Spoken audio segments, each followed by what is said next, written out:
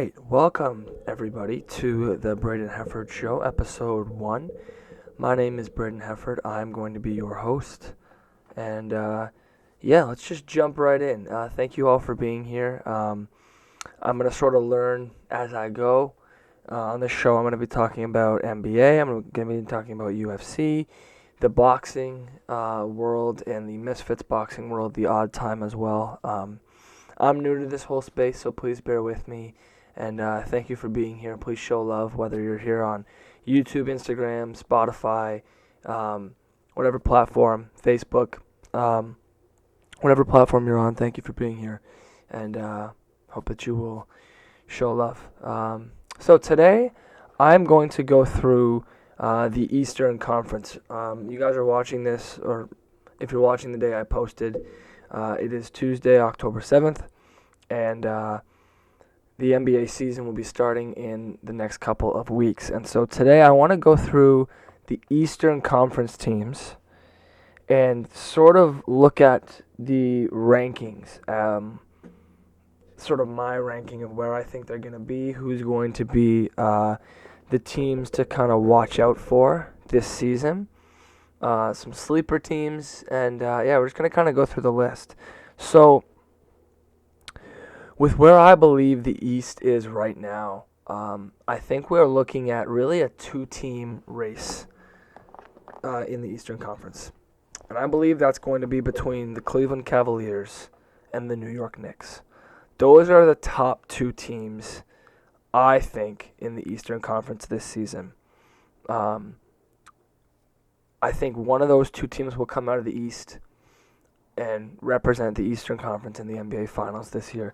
Let's just take a look at the Cavs real quick, because I really like what the Cavs have been able to do in terms of building their roster. So, obviously, they've got that four-headed monster with Darius Garland, Donovan Mitchell, Evan Mobley, and Jared Allen. Now, they traded last year for DeAndre Hunter, around the trade deadline, I think it was. And so having him this year, I expect him to start this year, more than likely. I think he'll be there starting small forward. They still have Max Strus with his shooting.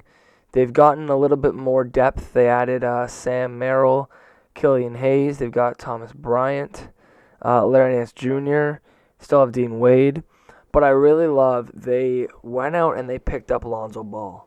They traded Isaac Okoro to the Bulls, I think at the beginning of the summer this year, and were able to get Lonzo Ball. And I think that that's going to be a huge piece for Cleveland this year.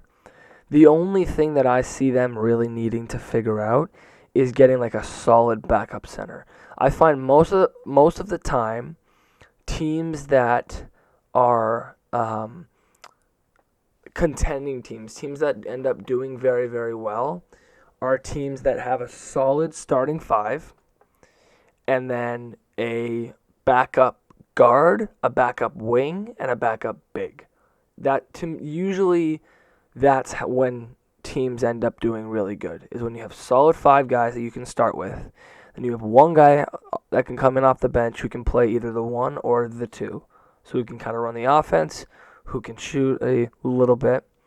You have one guy who's a wing, so who's a shooter, a defensive player, who can help swing the ball around, those type of things.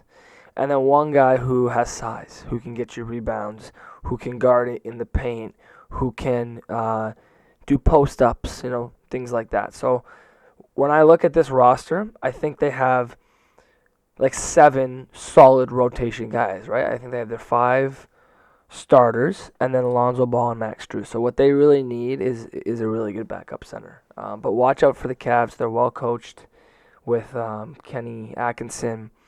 Damari Carroll's a coach on this team too. Didn't even know that. So, I think that the Cavs, we're going to see some good stuff from them this year. Well, let's look at the Knicks. The New York Knicks. Here's my biggest issue with the Knicks, okay? The Knicks don't have any depth, hardly at all. They traded almost all of their depth in the Karl Anthony Towns trade.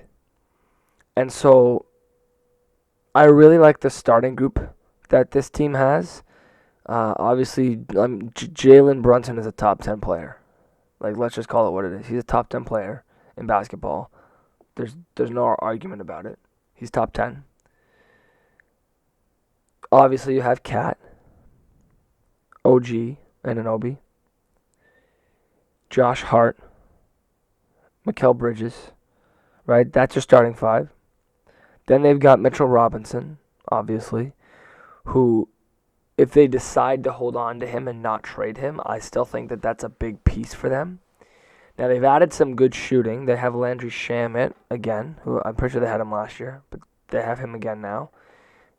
They've got Miles McBride still, Deuce McBride. They also have Jordan Clarkson, Matt Ryan. He's not a bad shooter from what I've seen. So like they've done a little bit better from depth, but again, like to me, this team is in the same boat as Cleveland right now, where they don't have a really good backup wing. Right? They've got a really good backup center with Robinson, and a rotational backup point guard piece with Miles McBride. But they need like that wing. They need that wing shooter, defensive guy who can come in and just make an impact from a shooting point of view. And so that's what I think that they really need to focus on getting. But all in all, I like what the Knicks have done. I liked the acquisition of Mike Brown as a head coach. I think that Tom Thibodeau did well with the Knicks. Here's the thing. I'm not surprised he got fired. Like I actually predicted before he got fired that he was going to get fired. However, I wasn't sure if it was the right move. So even though I wasn't surprised, I was like questioning it. Is it the right decision to make? And I think the reason I was questioning it is just because of the way he turned the tide for the Knicks ever since he's been there. But also, I mean, like, I don't know if not, I don't know if the head coach was the problem for them. And so that's what we're going to find out this season. I think when I look at last year, it was more of a roster construction issue than it was a coaching issue. The biggest knock on Thibodeau is he plays his guys way too long, way too many minutes. He plays only 7 dudes into his rotation. But when you looked at last year's roster, he really only had 7 playable guys, right? So we'll see. It's going to be interesting this season to see if that's a little bit of a repeat with Mike Brown, if he chooses to go deeper into the bench, and also if guys can step up. That's going to be the biggest thing, is can these guys step up if they do decide to go deeper into the bench. So that's the Knicks. And as I said, I think the Cavs and the Knicks are right now, they are number 1 and 2, or 1A and 1B, if you want to say it that way. I think that it's a 2-team race in the East. One of those 2 teams will come out of the Eastern Conference. Now let's go to the next tier. So I think like one tier underneath the Cavs and the Knicks, I would put these teams that I'm about to list. The first one I'm going to put is Orlando, the Magic. I really, really like what the Magic have done with their roster. They're young. They're well coached. Like the Magic are one piece away from being the best team in the East, in my opinion. When I look at their roster, Jalen Suggs, Desmond Bane, who they got via trade, Franz Wagner, Wendell Carter Jr., Goga Bitadze, Mortiz Wagner, Paolo Banchero, Anthony Black, Jonathan Isaac. Like, this is a deep team, and they've built it through draft. Like, when I'm just looking here, Anthony Black, number 6 pick in 2023. Jonathan Isaac was the number 6 pick in 2017. Desmond Bane, obviously, they traded from Memphis. He's kind of that final piece. Paolo Banchero, the number 1 pick in 2022. Jalen Suggs, the number 5 pick in 2021. Jet Howard, number 11 pick in 2023. They have this guy, Jace Richardson, was the number 25 pick in this past draft. Franz Wagner, number 8 pick in 2021 draft. Then they signed his brother, Mortiz Wagner, the same year. And then they traded for Wendell Carter Jr. This was into 2021. And, like, when I look at how they've built this team, I love it. The only knock I have on the Magic is their center. They need a better center. And I think the reason I say that as well is because when I look at the Cavs and the Knicks, they'll be going up against Karl Anthony Towns and Mitchell Robinson for the Knicks, and then Jared Allen and potentially Evan Mobley if he plays some 5 for the Cavs. And so, as I said, when I look at this team, now here's one player to watch for. Nikola Vucevic, who used to be on Orlando, who was traded to the Bulls to get Wendell Carter Jr. Keep an eye for that trade because it's no secret Vucevic has been wanting to leave the Bulls. That's been out there.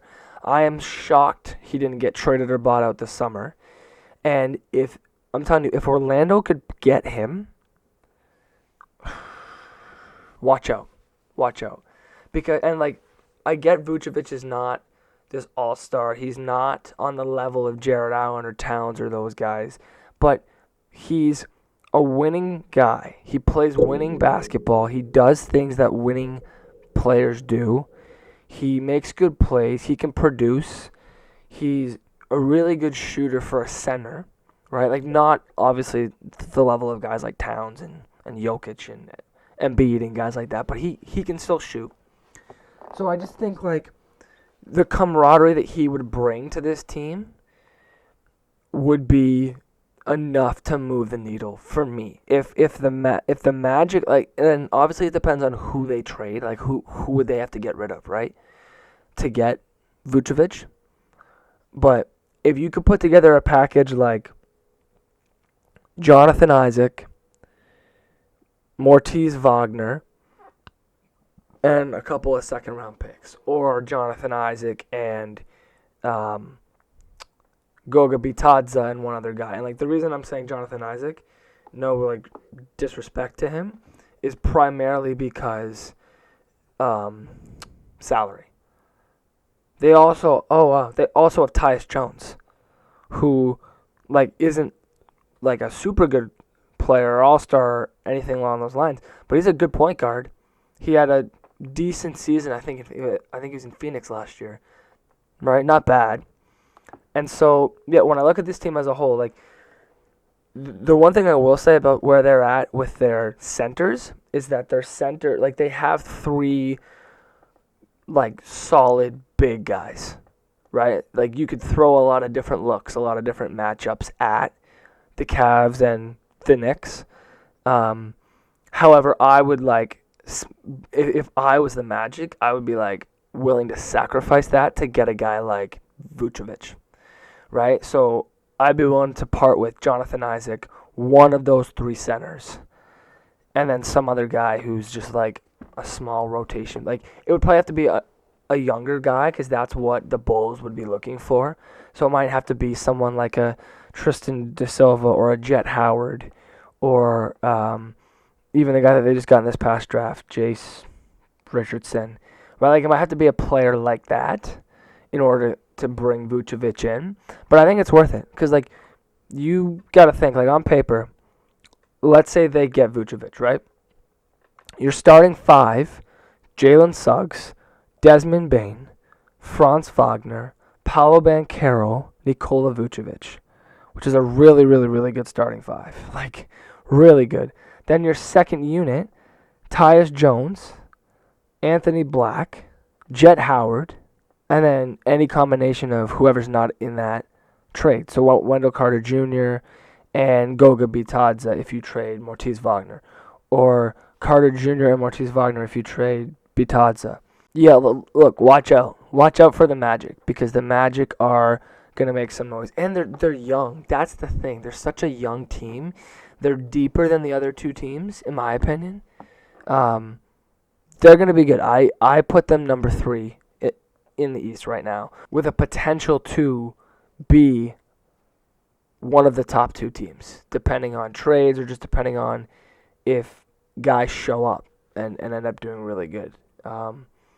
So yeah, the Magic are going to be special this year. The next team I would put in that same tier with the Magic is Atlanta. Atlanta, obviously you've got Trae Young, you've got Dyson Daniels, you've got Zachary Richiger, you've got Onyeka Okongwu, you've got Jalen Johnson. But now they went out this year and they got Kristaps Porzingis. Okay, they got Luke Kennard for shooting. They got Nickeil Alexander-Walker. They drafted Asa Noel. This is a young team, and people sleep on Trae Young. I'm telling you, Trae Young, people forget that it was only a couple of years ago that the Hawks were in the Eastern Conference Finals with a team that wasn't super good. It was just Trae Young just put this team on his back and was like, let's go. And he brought them, they went to the Eastern Conference Finals. So, they have guys that can produce. Dyson Daniels is a very good two-way player. He doesn't get enough credit for how good he is on both ends of the ball. As I said, Kennard is a good shooter. Alexander Walker is a decent shooter. Zachary Richiger, however you say his name, he's still very young, right? Number 1 pick in last year's draft, 2024. Okongwu, Asa Noel, and then you add Porzingis. Now, I get Porzingis last year had a bit of a difficult year. He did. We can all understand that. We can all admit that. He was not himself in Boston last year. And we're going to talk about Boston later, don't worry. But if Porzingis can be, even in who he was in Dallas or who he was in Washington, if he can be that version of Porzingis for this team, I think they're going to do very well. Even if he's just a guy that gives you 12 points and 10 rebounds, or a guy who is just a good protector at the rim, I think they're going to do well. The other thing to consider with this team is more than likely their starting lineup is not going to have Onyeka Okongwu. So now you're bringing him off of the bench. Now he's 6'10", so he's forward or a center. But having that relief with Porzingis, I think is going to be very, very beneficial for this team. They're well coached with Quinn Snyder. So I like the Hawks. I like Atlanta as well. So for that tier 2, as I said, Orlando's in there, Atlanta's in there. I'm also going to put Detroit in there. We saw what Detroit was able to do last year, and it was very impressive. Very, very, very impressive, in my opinion. I understand they didn't come out of the first round, but they gave the Knicks a run for their money. They put up a good, entertaining fight. The series was very back and forth. I was watching that. That was one of the most exciting first round series last year, in my opinion. Was very, very good. And so when I just look at this team, who they've got, Jalen Duren, they still have Karis LeVert, they have Azar Thompson, Tobias Harris, Jaden Ivey, obviously Cade Cunningham. They've added Duncan Robinson from Miami, so that gives them some shooting as well. They've got a lot of youth. Marcus Sasser. They brought in Javonte Green, Colby Jones. So, yeah, like this is a young team. If they can stay healthy and stay together kind of like they did last year, I like them as another, like, similar to what they were last year. I think that this is a team that can go into a first-round series as a lower seed and give the opposition, like, a hard time. Like, I see the Pistons being, like, a really good 5 or 6 seed team. Or a team, like, if as I said, because I'm ranking these teams. So I got Cleveland, I got New York, I got Orlando, then I got Atlanta, and then Detroit. So in that scenario, Detroit would play Atlanta in round 1. That's a series that I could see, like, going either way. I really could. So Detroit is another team to watch for. Here's the other team I'm going to put in as the 6th seed. Okay, this is going to be my 6th seed team. And this was tough, but I have to throw Milwaukee in here. I have to throw them in here. Milwaukee is a very interesting one right now for me. The only reason that they're even on this list, that they're even in the contention for playoff, in my mind, is because of one guy, Giannis Antetokounmpo, obviously, right? When I look at this, so obviously, as we know, there's no more Lillard. He's back in Portland. And so, just how that whole thing played out was so weird to me, by the way. This, like, them putting, like, not even trading him, just waiving him out of nowhere, not getting anything back in return. It's just, the whole thing was just so weird. Like, it doesn't make any sense to me at all.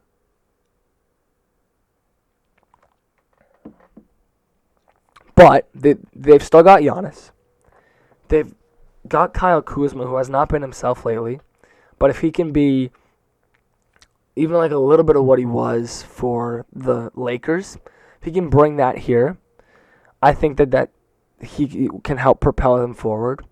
Because he's going to get a lot more touches now, more than likely, with Lillard gone. Still have some shooting. Kevin Porter Jr., Gary Trent Jr., Gary Harris, who they signed this year. They've obviously still got Bobby Portis. They signed Cole Anthony, who was traded from Orlando to Memphis in the Desmond Bane trade. And then I think he was waived by Memphis and signed here. So he will more than likely be their starting point guard, if I had to guess. But here's the biggest thing for the Bucks. Obviously, they lost Brook Lopez, but here's the biggest thing for them. They got Miles Turner. And so that front court, that front line of Kuzma, Giannis, Miles Turner with Bobby Portis, that's a really, really, really good front line. Really good front line. And so where they lack in terms of their backcourt, where they lack in terms of having a really good point guard or shooting guard, they make up for in their front court. That might be one of, if not the best, defensive front court in the NBA. When I look at Giannis, Bobby Portis, Kuzma, Miles Turner, like from a size perspective, especially when I compare it to the East. When you compare it to the East, like with like the other front lines, I mean they're not gonna be bad. Obviously, Doc Rivers is still the coach here. We're gonna see what he can do. He's been a little bit of an up and down coach in his career. He's won a championship. He's helped teams really get over the hump. He did some good things in Philly when he was there. And so we're going to see. What this comes down to for me, again, like I said, is that the only reason that they're on this list is because they have Giannis. As long as you have Giannis, you have a shot. And so I think this team is a number 6 seed at the worst. Like, I see them falling anywhere between 4 and 6. I don't think they're better than the Magic. I don't even think that they're better than Atlanta, but from an experience perspective, they could end up like number 4. But they will be a playoff team. I don't see them being in the play-in. I see them being a playoff team. The only other team I want to touch on that I think is a little bit of a sleeper team before I get to kind of the bottom half is Toronto. And I know what people are going to say. Oh, Toronto, how are you even going to put Toronto? Listen, and I know I'm a little biased because I'm from Canada. I'm a Raptors fan. I'm sure you guys, if you're watching on YouTube, you can see behind me all the Raptors stuff. Listen, hear me out. Hear me out. Scotty Barnes, who we know can put up numbers. Like he to me, he showed last year when he's a number 1 option what he can do. Because he had a very good year last year, Scotty Barnes. Very good year last year. RJ Barrett had the best year of his career last year. Best year of his career was last season. They have Brandon Ingram, who a lot of people forget, man. I mean, this guy's only 28 for the record. Like, so it's not like he's in his 30s and he's old, right? He's 28 years old. If he is even a fraction of who he was in LA and kind of in New Orleans as well, if he's even a fraction of that guy, he's going to bring a lot to this team. Now, here's the biggest piece for me. With those 3 guys, Barnes, Ingram, and RJ Barrett, you're asking a lot less of Emmanuel Quickley. Emmanuel Quickley is more of a facilitating, passing, offensive running type of point guard, in my opinion. More so than he has like a scorer and a shooter. And I felt like, now, he dealt with a lot of injuries last year, but I also felt like Toronto asked a lot of him last year from a scoring kind of perspective. He was the number 3 option for scoring, and at times, even the number 2 option for scoring. And this year, you're not asking that of him. He's the number 4 option at best with Scotty, RJ, and Ingram. And with 3 guys who score the way that those guys score, he can just be a playmaker, which is what he's really good at doing. So, Toronto's a sleeper, man. They've still got Jakob Poeltl. They've still got Ochai Agbaji, who I really like. They added a backup center, Sandro, I can't say this name, I'm sorry, Sandro Mamakulashvili, who I've seen him in San Antonio, and he's not bad. Like, for a backup center, he's got some stuff to prove, but I think he fits really well with this team and what we're trying to do. Obviously, Grady Dick, right? He's now coming off the bench from a shooting perspective. I think he's really good. And then you've still got the young guys. You've still got Jacoby Walter. And that's where I'm at with the Raptors. I think they're going to be a sleeper team. I think that they are definitely in the playoffs this year. Like, I think that if they are a play-in team, that they are a team that will end up advancing into the playoffs. So we're going to see. Let's talk about a couple other teams. Also, sorry if you hear that feedback. I don't know if you can hear it in the mic, but it's just my laptop fan. I apologize. I'm working on getting that figured out. But anyway, there's 3 main teams here that I want to touch on very fast. First of all is Philly. So let's take a look at Philly. Philadelphia, here's why I didn't include them in this. For the simple reason that we can't rely at all on Paul George and Joel Embiid. It's that simple. If Paul George and Joel Embiid can be who they are, Philly is obviously going to be in this conversation. Now, here's the thing. I've personally never really been sold on Paul George. Like, I've never thought that I've always thought he was overhyped. His whole career, I've always thought people put him up on that level with like the Kevin Durant and LeBron James and Kawhi when he was in his prime, and even Jimmy Butler. Like, I just feel like people act like he's in that conversation, and he's just not. Like, I understand what he did when he was on the Pacers. They were a very good team, but he's never been that like superstar level guy. He's for sure an all-star level player, but like, to me, that's where it stops. He's not like this superstar level, like number 2 definitive on a championship team type of player. He's just not that. I'm sorry, but he's not. And he never has been, right? Like, he's never been on a team where he's been the number 2 guy and they've been like a championship contender. The closest was when he was in OKC with Carmelo and Westbrook, and we saw how that turned out. And then when he was on the Clippers, they like were never a contender. They just weren't. Like, they were never in. They were in people's conversations for sure, but they were never like a contending team with him as the number 2 guy. So I'm sorry, but like, I'm not sold on Paul George. The difference with Philly, though, for me is, like, in my opinion, he's the number 3 guy here. He's the number 3 guy in Philly when you look at Tyrese Maxey and Embiid. And so, again, for me, this really comes down to health, because like, Philly's got a good roster. They do. They have a good roster. They got some vets, right? They've got some youth, right? Like, veteran guys. You've got Eric Gordon, who brings good shooting. Obviously, Kyle Lowry, who's a champion.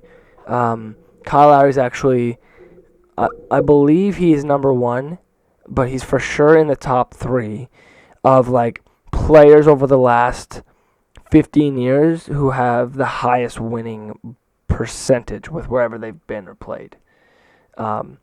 Like, Lowry's on that list. He's been playing like winning basketball since he was in Toronto in 2012, essentially, or 13, or whenever it was he was there. They drafted VJ Edgecombe, number 3 overall, who's obviously very young. They've they Justin Edwards. They've got Trendon Watford. They've got Jared McCain still. They still have Kelly Oubre, who's like another veteran guy. So Andre Drummond. So like, this is a well put together team. It's a well put together roster. If Paul George, Joel Embiid, Tyrese Maxey, if these guys can be themselves, if they can come back healthy, and they are themselves this year, then I do think that Philly can make some noise. But again, the question is, are they going to be themselves? Are they actually going to be the Paul George and Joel Embiid that we know them to be? Because the Joel Embiid that I saw a couple playoffs ago, I think it was 2 playoffs ago, when Philly ended up playing, I think, did they play in the Eastern Conference Finals? It was either Eastern Conference Finals or the Eastern Conference Semis when they went up against Boston. And I think it was Boston. And James Harden and Joel Embiid were going off. They played the Knicks in the first round. It was when Embiid had Bell's palsy. He had that knee injury. And he was putting up like 40 points, 15 rebounds, 12 assists or something, shooting. Like, that version of Joel Embiid is the best version of Joel Embiid that I have ever seen. I think it was the year he won MVP. That Joel Embiid is the best, like, center in basketball. Like, right up there with Jokic, and maybe even a little bit better. I know people are going to say that's crazy, but at his peak, he is as good as Jokic. At the very least, he is that good.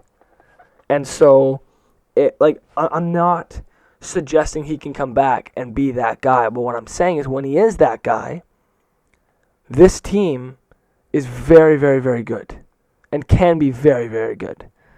Especially now with Tyrese Maxey being like the guy that's running the offense and has his ball in the ball in his hands the most.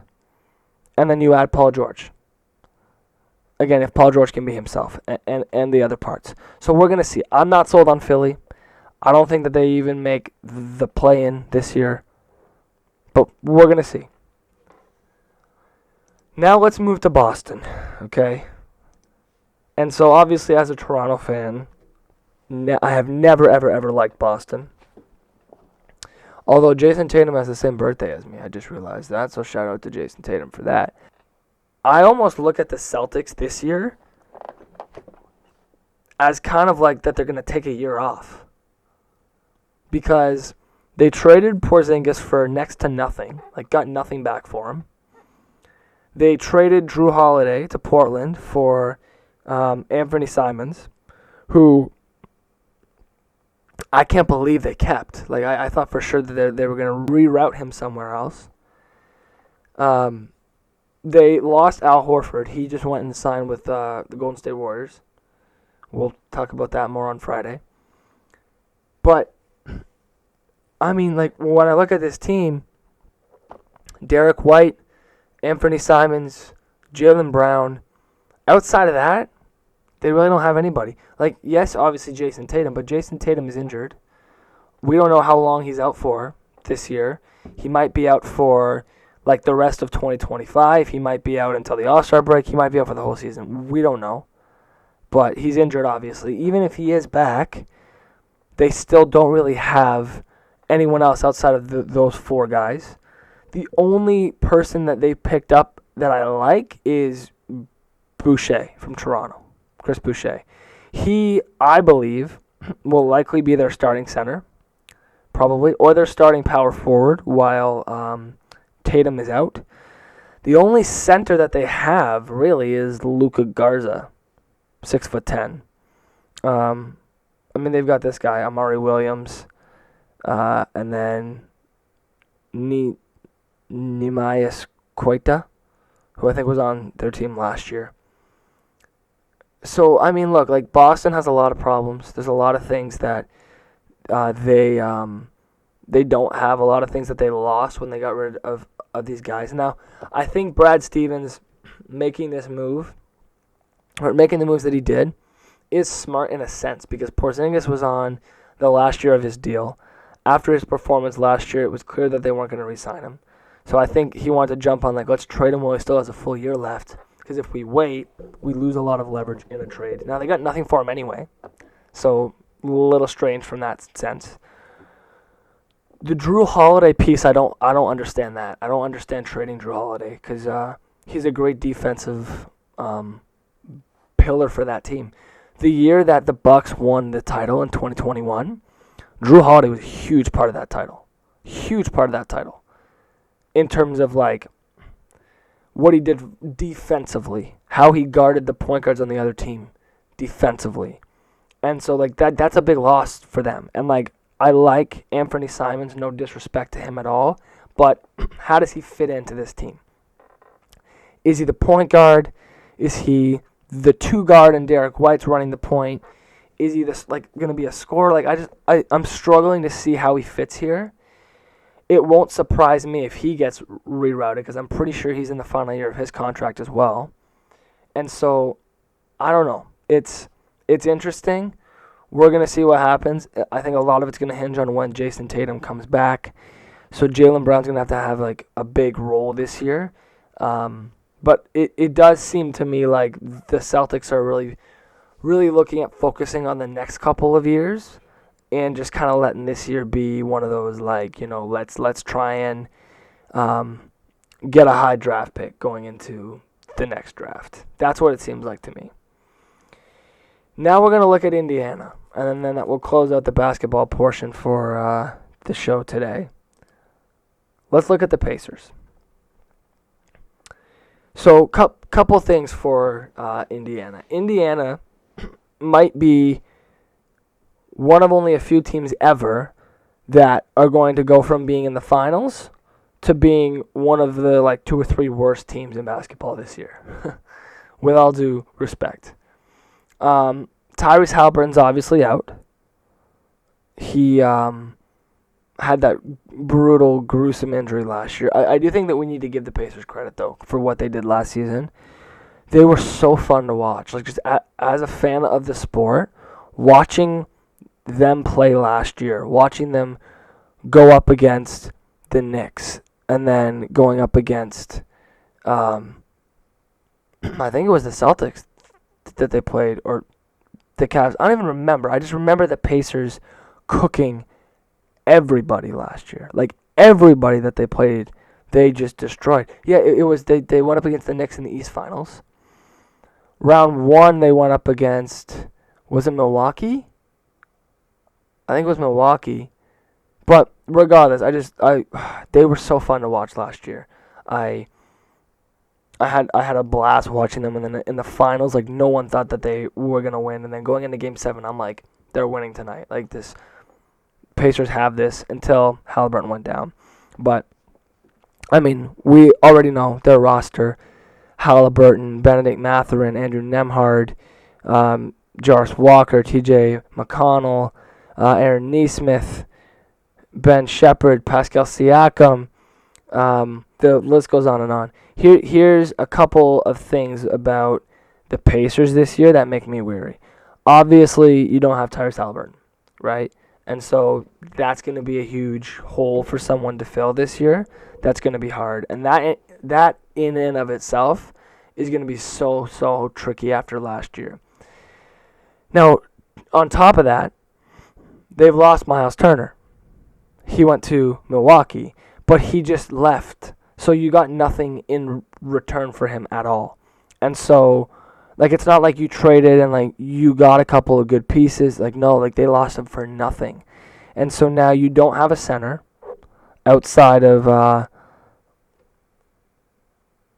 James Wiseman and Tony Bradley and Jay Huff. And so when I look at that they don't have a big. They don't have their star point guard in Tyrese Halliburton. So it's going to be up to these other guys to step up. And so I don't see them being anything more than, like, with these bottom-feeding teams, to be honest. Like, I see them being kind of equivalent to, like, Charlotte and Miami. Right? And maybe Philly, depending on who's there.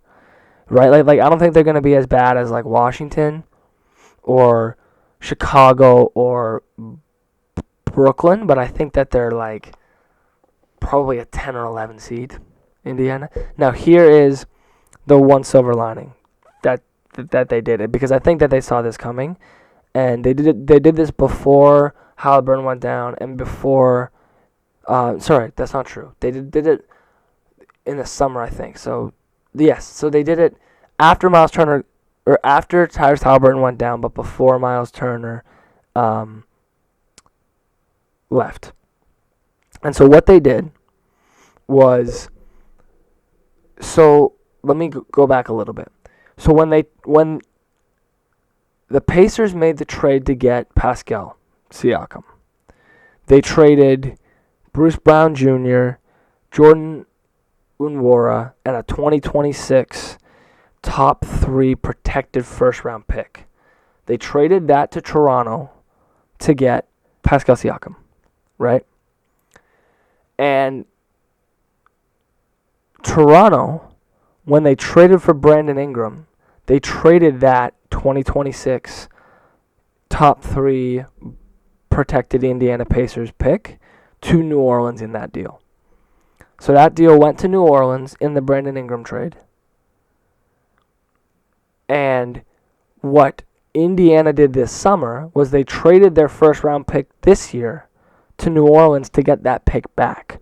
So they now own their draft next year, which was very, very genius of them to do that, because now, if things do go horribly wrong, they have their draft pick. They have their draft pick. And so that's where I'm at with Indiana. Okay, let's jump into UFC. So I'm going to cover really the pound-for-pound rankings, and then I'm going to kind of try to plug through this list pretty quickly here, because I did spend a lot of time on basketball. And then we're going to cover the Western Conference and boxing on Friday. So let's first look at pound-for-pound, all right? I don't mind this pound-for-pound list. Ilya should be number 1. Islam should be number 2. Merab should be number 3. So I like all that. I don't know if I like Khamzat at 4. Okay? I think we need to give Alexander Pantoja his respect. I would put Alexander Pantoja number 4.